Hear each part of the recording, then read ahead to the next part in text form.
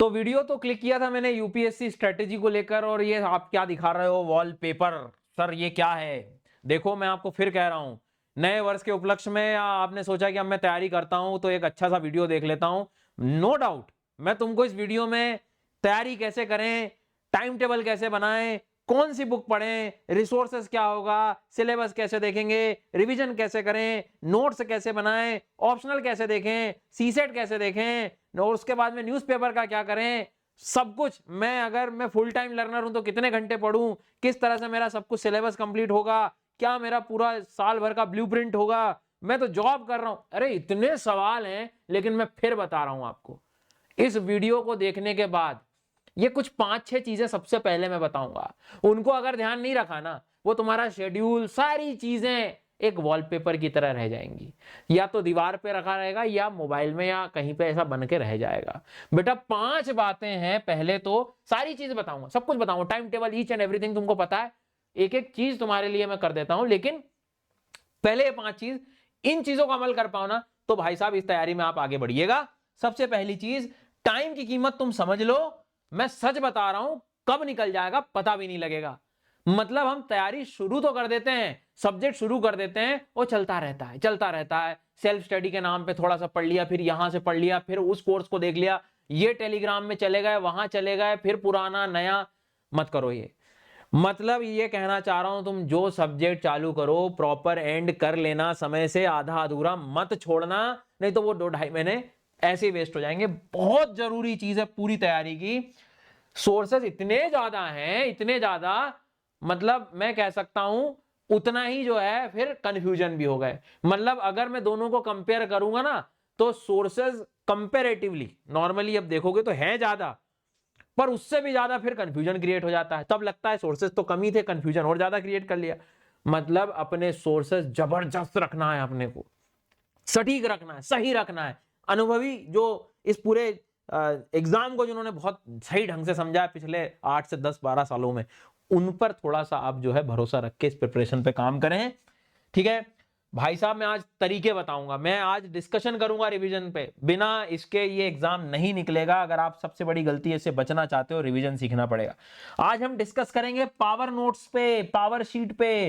अरे भाई साहब इतनी सारी किताबें कैसे पढ़ूंगा, मैं बताऊंगा तुमको रिवीजन कैसे करें, कैसे नोट्स बनाएं, ये सारी चीजें याद रखनी है। और सबसे मोस्ट इंपॉर्टेंट चीज, अपने इमोशनल कंट्रोल पर काम करना पड़ेगा। हर दिन तुमको लगेगा वो मेरा दोस्त, उसने आज यहां की फोटो डाली, आज वो वहां घूमने गया, ये बड़े शहर में नौकरी कर रहा है, मैं क्यों परेशान हो रहा हूं। आप ध्यान रखो, चॉइस आपकी है, आप खुद अपना भविष्य तय करोगे। तो अगर चॉइस बना रहे हो तो बस उसमें लगन से लग जाओ।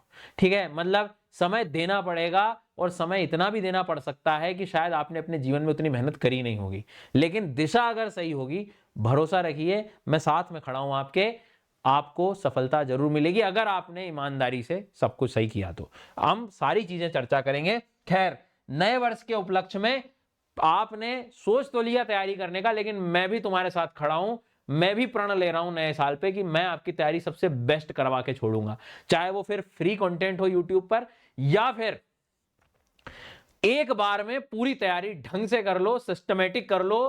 अगर आपके पास समय है, रिसोर्स है, कोई बड़े शहर में मत जाओ, कहीं जाने की जरूरत नहीं है। अनअकैडमी ने नए वर्ष के उपलक्ष्य में पूरा सब्सक्रिप्शन, जो जब रिजल्ट की खुशी में जो प्राइस होता है ना, वो प्राइस नए साल के उपलक्ष्य पे कर दिया। सबसे कम प्राइस है ये सब्सक्रिप्शन का अनअकैडमी का यूपीएससी के लिए। 1 साल का सब्सक्रिप्शन है, 60% डिस्काउंट है, और 18 महीने और उससे ज्यादा सब्सक्रिप्शन लोगे तो सीएससी अश्योर भी आपको साथ में मिल रहा है। मतलब ये कि आप जो भी महीने का सब्सक्रिप्शन ले रहे हो उसमें सीधा 60% डिस्काउंट कर दिया, काम खत्म। मतलब आप देख रहे हो 18 महीने की तैयारी आपकी सिर्फ 20-21 हजार रुपए में हो रही है, और डिस्काउंट कोड लगा लीजिए, डिस्काउंट भी मिल जाएगा। इस मौके को मत जाने दो। 5 तारीख से नए बैच चालू हो रहे हैं, हिंदी इंग्लिश के मीडियम के भी 10 तारीख से बैच चालू रहे हैं। इसका यूज कर लो, इसका उपयोग कर लो। और अनअकैडमी की खास बात पता ही आपको, सब्सक्रिप्शन एक लो, कोई भी बैच ज्वाइन कर लो, ये वाला, पुराना वाला, नया वाला, कोई भी टीचर से पढ़ लो। एक सब्जेक्ट के लगभग मल्टीपल टीचर्स हैं, सबसे पढ़ो, जो चीज जिससे समझ नहीं आ रही वैसे कवर करो। ठीक है, डिस्काउंट कोड SGYT10 यूज करना है। और इस बार जो प्रीलिम्स दे रहे हैं, ये लास्ट बैच है भैया आपके लिए पावर हाउस का, इसको भी आप ज्वाइन कर सकते हैं। तो हम एक एक चीजों पे काम करेंगे। सबसे पहले मैं आपका एक शेड्यूल बनवा देता हूं, ठीक है, कि आपकी पढ़ाई की शेड्यूल कैसे होगी। अब चूंकि क्या होता है, कभी कभी वीडियो जब आप देखोगे मेरा, तो हो सकता है आपको कि भाई साहब मतलब ऐसा लगे, ठीक है, क्या लगे कि सर मतलब टाइम टेबल आपने तो जनवरी के हिसाब से बना दिया और मैं ये वीडियो मार्च में देख रहा हूं, मैं ये वीडियो फरवरी में देख रहा हूं। तो नीचे जाके सब्सक्रिप्शन की लिंक चेक कर लेना, जो ऑफर मिले एक बार चेक कर लेना, है ना, आपको एक तो बेनिफिट वो हो जाएगा। बाकी आप सेल्फ स्टडी अगर कर रहे हो तो क्या क्या चीजों का ध्यान रखना है वो भी मैं आपको समझा देता हूं। चलो जरा समझ लेते हैं। सबसे पहले तो टाइम टेबल से शुरू करते हैं। अपना जनवरी 2026 चालू हुआ, ठीक है। आप कॉलेज में जाओ या फुल टाइम लर्नर हो, कोई फर्क नहीं पड़ता। यहाँ पे मैं पहले बेसिक कंडीशन समझा देता हूँ टाइम टेबल समझाने से पहले, प्लीज ध्यान से सुनना सब लोग। अगर आप फुल टाइम लर्नर हो, ठीक है, तो आपको सबसे पहले 2 सब्जेक्ट शुरू करने ही पड़ेंगे अपने, ठीक है, ये दिमाग में बिठा लो बेटा। अगर आप कॉलेज जा रहे हो या जॉब कर रहे हो, तो कॉलेज के बाद आपके पास समय होता है आफ्टर जॉब, तो आपको 2 फेज बनाने हैं। एक अर्ली मॉर्निंग, उठना है तो उठना है, कोई बहानेबाजी नहीं चलेगी, ठीक है, और एक शाम में इवनिंग। इसमें आपको 2 सब्जेक्ट चलाने हैं। अगर आपको तो ये भी 2 पढ़ेंगे, ये भी 2, ठीक है। आपका रिवीजन का काम वगैरह आपको लगे तो आप शाम में आके और थोड़ा एक्स्ट्रा जग लो या सैटरडे संडे का रख लो। आपको लग रहा है कि नहीं मेरे से तो कवर ही नहीं हो रहा है, तो एक सब्जेक्ट चला लो, फिर सैटरडे संडे दूसरा सब्जेक्ट चलाओ, पर जब एक करो तो फिर साथ में पूरा रिवीजन करना, ठीक है। तो अब सबसे पहले आपका भी यही रहेगा कि जनवरी फरवरी में आपका टारगेट हो कि ज्योग्राफी पॉलिटी कंप्लीट हो जाए। देखो, और उसके बाद में मार्च अप्रैल में हिस्ट्री इकोनॉमी, मतलब आपको मैं 2-2 महीने दे रहा हूं। बहुत होते हैं भाई साहब, बढ़िया आराम से। अब ये तुम सेल्फ कर रहे हो तो ठीक है, नहीं तो सब्सक्रिप्शन था आपके पास ऑप्शन। अब आपको तय करना है ये चीज, तो क्योंकि क्या है, सोर्सेज आपको खूब मिल जाएंगे, सारी चीजें मिल जाएंगी, लेकिन चीजें कंटिन्यू में मिल जाए, प्रॉपर मिल जाए, चीजें याद हो जाए, टेस्ट हो जाए, बहुत सारी चीजें और भी होती हैं, क्योंकि अपने कोई पंचवर्षीय योजना तो चलानी नहीं है कि बिल्कुल उसी पे काम करेंगे, है ना। तो ये आपके सब्जेक्ट। अब सवाल है कि सर यही क्यों, मैं तो कुछ भी कर दूं। भाई ज्योग्राफी पॉलिटी हिस्ट्री अगर तुम पढ़ लोगे टाइम से, मतलब सॉरी ज्योग्राफी पॉलिटी और इकोनॉमी ये टाइम से पढ़ लोगे ना, तो आपको न्यूज़पेपर समझ में आना, करंट अफेयर समझ में आने लगेगा। तो सबसे पहले आपको ये काम करना है, ठीक है। फिर मैंने क्या करा है, आप मान लो कोई कॉलेज में है मान लीजिए, तो बफर एरिया मैंने छोड़ दिया, 1 आध महीने आगे पीछे का एग्जाम वगैरह आ जाता है उस टाइम पे, या इनमें आगे पीछे रह गए तो 1-1.5 महीने मैंने आप पे छोड़ा हुआ कि आप कम से कम चीजों को आगे पीछे हो गए तो उसको मैनेज कर सको। जून में फिर अगर ये टारगेट आप मोटा मोटा बना लो, अगर कोई ने फरवरी में भी ये वीडियो देख रहा है तो तुम मोटा मोटा टारगेट बना लो कि जून तक तुम्हें 4 सब्जेक्ट कंप्लीट करने। सबसे पहला मत सोचो ऑप्शनल के बारे में, पहले ये कर लो। फिर जून के बाद आप ऑप्शनल चालू करेंगे। देखो 2-2 चीजें करनी थी, तो 2 में मैंने एक ऑप्शनल लगवा दिया और एक आपका सब्जेक्ट चलेगा एनवायरमेंट एंड डिजास्टर मैनेजमेंट अगले 2 महीने तक, और आपका ऑप्शनल चलता रहेगा 4 महीने तक। अब आपको चूंकि करंट अफेयर्स भी ऐड कर देना है धीरे धीरे। तुम कहोगे सर टाइम, भैया भूख है ना, सब टाइम निकल जाएगा, निकालो, सैटरडे संडे निकालो, पर निकालो। अब ये महीनों से आपको करंट अफेयर चालू कर देना, चूंकि मैं अब ये भूलना शुरू कर दूंगा, तो मैंने देखो अगस्त से एक सब्जेक्ट जरा कम करके पहले ज्योग्राफी का रिवीजन लगा दिया, और साथ में आप आंसर राइटिंग भी चालू करेंगे इसके बाद, मतलब जुलाई के बाद, अगस्त के आसपास से जून जुलाई के बाद से अब आपका जो है आंसर राइटिंग वाला फ्रेमवर्क चालू हो जाएगा, जो सब्जेक्ट आपके इधर हो चुके हैं। आप इसको और थोड़ा जीवित रखने के लिए रोज थोड़े थोड़े 10-10 question geography polity, 10 question geography के, 10 क्वेश्चन पॉलिटी के, अगले दिन 10 क्वेश्चन हिस्ट्री के, 10 क्वेश्चन इकोनॉमी के, ये आने वाले महीनों में आप लगा सकते हो, तो वो सब्जेक्ट आपकी पकड़ में रहेगा। बहुत काम की चीज बता रहा हूं। जैसे मार्च में आए आप, तो मार्च में आप ज्योग्राफी पॉलिटी के 10-10 रोज क्वेश्चन लगाओ। अप्रैल में आ गए आप, ज्योग्राफी पॉलिटी के 10-10 क्वेश्चन रोज लगाओ। फिर मई जून में आप आ गए तो हिस्ट्री इकोनॉमी के लगाओ, और साथ में कुछ कुछ बीच में ज्योग्राफी भी पुट कर दो, ताकि ये सब्जेक्ट से बिल्कुल रिश्ता नाता तोड़ने की जरूरत नहीं है, अपने क्वेश्चन लगाते चलना, ठीक है। आगे बढ़ गए, फिर सितंबर में भी आपका क्या होगा, ऑप्शनल तो आगे 4 महीने अपन ऑप्शनल को दे रहे हैं, आराम से करंट अफेयर चलेगा। अब पॉलिटी का रिवीजन और मेंस का एनालिसिस, आंसर राइटिंग करेंगे आप। अक्टूबर में आपका इंडियन सोसाइटी और गवर्नेंस करना ही, करंट अफेयर्स और ये इकोनॉमिक का रिवीजन और मेंस आंसर राइटिंग, मतलब जो होते जा रहे हैं उसको हम आंसर राइटिंग पे आप धीरे से ला रहे हैं। पहले दिन से आंसर राइटिंग नहीं करनी है, ये आपका करंट, ये सीक्वेंस आपका रहेगा। नवंबर में इथिक्स, ऐसे वर्ल्ड हिस्ट्री वगैरह आप करें, क्योंकि इथिक्स थोड़ा सा बड़ा है तो उसको 2 महीने अपन ने दिए। और ये अब जो बच्चे कहेंगे सर मैं तो 2028 में दूंगा, 27 में नहीं 28 में दूंगा, अरे आप भी यही प्रिपरेशन करो, 1 साल बढ़िया रिवीजन पे रखना चीजों को, पर पहले आप सोचो कि अगले साल ही देना, उस हिसाब से उस इंटेंसिटी से पढ़ो, और यही तो आप टाइम से चीजों को कवर करोगे। ये सेल्फ चेक कर लो, ये सेल्फ हो पा रहा है 1-2 दिन, ठीक है, तुरंत सब्सक्रिप्शन लो अपना, कम टाइम से बढ़िया से चेक करो। अब देखो 2027 का ईयर आ गया, जनवरी वाला, तो यहां से दो टाइम टेबल है। एक तो आपके सब्जेक्ट आपको कंप्लीट करने पड़ेंगे, आईआर और इंटरनल सिक्योरिटी, ठीक है, जो बचा हुआ, और करंट अफेयर्स। फिर आपकी टेस्ट सीरीज चालू हो जाएगी 2027 वालों के लिए, ठीक है। टेस्ट सीरीज आपकी सब फरवरी से टेस्ट लगाने, करंट अफेयर चलता जाएगा। मार्च के आसपास आपको इंडिया ईयर बुक का थोड़ा सा कंटेंट पढ़ना पड़ेगा, ठीक है। आपने एक बात और ध्यान दी, मैंने जनवरी से सीसेट सब कुछ लगा दिया इधर, तो ये हो गया ये। फिर उसके बाद मेंस की तरफ आप चले गए। 2027 में ही आपके लिए एक जो नई चीज और जो होती है वो होती है कि आपको रिवीजन हिस्ट्री पॉलिटी का भी साथ में कर, देखो ना, अब इस समय जिस साल एग्जाम देना, अब उस टाइम तुम तो कॉलेज में तो कहीं रहोगे नहीं, या कॉलेज में भी रहोगे तो उतना टाइम तो निकालना पड़ेगा।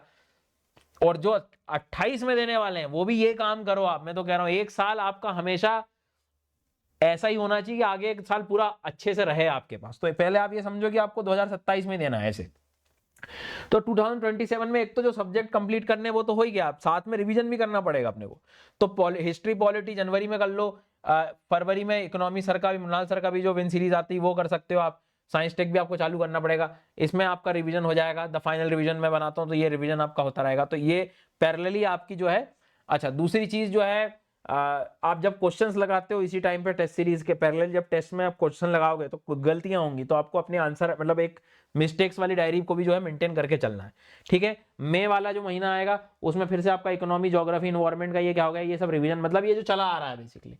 पहले ये 4 अप्रैल में, फिर ये आखिरी में ये थी, ठीक है। उसके बाद में फिर ये मेंस के चालू चीजें कहानी आ जाएगी, मतलब एक ओवरव्यू आपको मिल जाएगा ना, तो इससे आप अपना टाइम टेबल बना सकते हैं। क्योंकि डे बाई डे तो फिर क्या है, आप मतलब आपको भी थोड़ी सी चीजें तैयार करनी पड़ेंगी, क्योंकि आपका दिन किस तरह से कम गया। लेकिन मैंने बीच में 1 महीना जो बफर छोड़ा था वो इसलिए छोड़ा था। तो ध्यान दो, जनवरी के बाद से 2 स्लाइड्स हैं इसमें, कि एक तो सब्जेक्ट वाली है और साथ में रिवीजन किन किन चीजों का कैसे करना है वो भी आप आराम से देख लो, भले स्क्रीनशॉट ले लो, है ना। अब जो बच्चे 2028 में देंगे उनके लिए भी ऐसे ही रहेगा जनवरी के बाद का, कि सीसेट वीसेट तो चालू होगा, रिवीजन कुछ इस टाइप का भी आप करें, ठीक है। ये हो गया आपका टाइम टेबल। अब आते हैं कुछ रिसोर्सेज को देख के, ये मैंने पहले कुछ वीडियोस में डाला हुआ है, बट नए बच्चे अगर हैं तो देख लो। भाई ज्योग्राफी में क्या क्या करें आप, आपको एक तो मेरी किताब आप फिजिकल ज्योग्राफी वाली कर सकते हैं फिजिकल के लिए, या क्लास 11th की जो एनसीईआरटी स्पेशली 11th वाली कक्षा 11वीं की, वो उसकी प्लेलिस्ट मेरे वीडियो पे मतलब मेरी चैनल पे डली हुई है, मैराथन करके एनसीईआरटी की, वो भी देख लोगे तो आपको बहुत अच्छे से समझ आ जाएगी। इंडियन ज्योग्राफी में क्लास 11th की एनसीईआरटी, प्रीवियस ईयर के क्वेश्चन और कॉन्सेप्ट क्लियर होने चाहिए, यहाँ हवाबाजी नहीं चलेगी। मतलब आप बच्चे तो कहेंगे अरे बहुत आराम से काम है, 11th ही तो एनसीईआरटी है। पढ़ते समय रियलाइज कर लेना समझ आ रहा है कि नहीं समझ आए तो फिर स्ट्रगल मत करना, शांति से एजुकेटर से पढ़ लेना। फिर ह्यूमन इकोनॉमिक ज्योग्राफी के लिए क्लास 12 की एनसीईआरटीज एक बार आपको रीड करनी चाहिए, but there are some extra suggestions.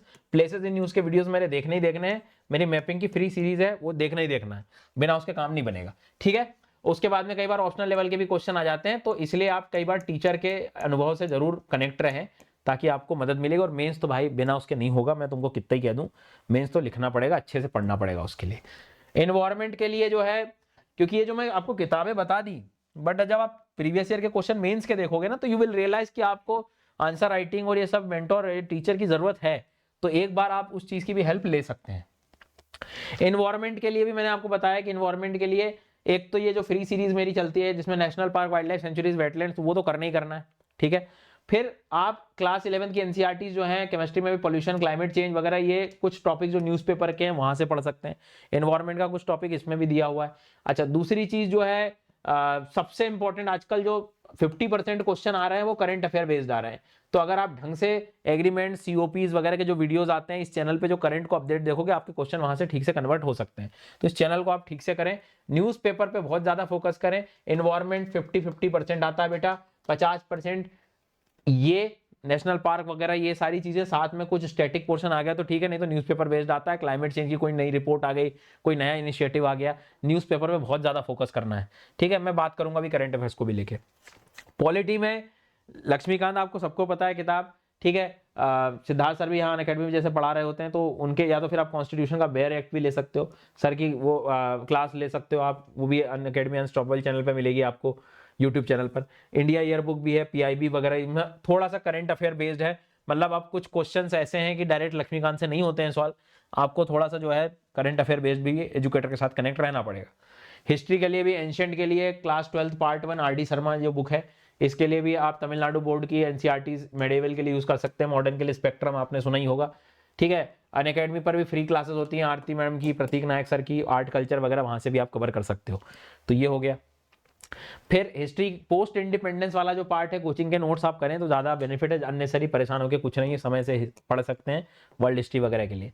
Economy के लिए मुनाल सर की किताब है ही, उनके लेक्चर्स हैं, विन सीरीज वाली है, ईयर बुक है, ठीक है। महाराष्ट्र सर सजेस्ट करते हैं, महाराष्ट्र बोर्ड की भी कुछ बुक्स हैं जो काम की हैं, इसको भी आप आराम से शांति से पढ़ लो। उनके रिकॉर्डेड कोर्सेज भी आपको मिल जाएंगे बेसिक कॉन्सेप्ट्स के लिए, बट चूंकि सब्जेक्ट करंट बेस्ड नेचर है तो सर की क्लासेस से आपको ज़्यादा फायदा मिलेगा अगर आप रेगुलर अपडेट रहेंगे तो।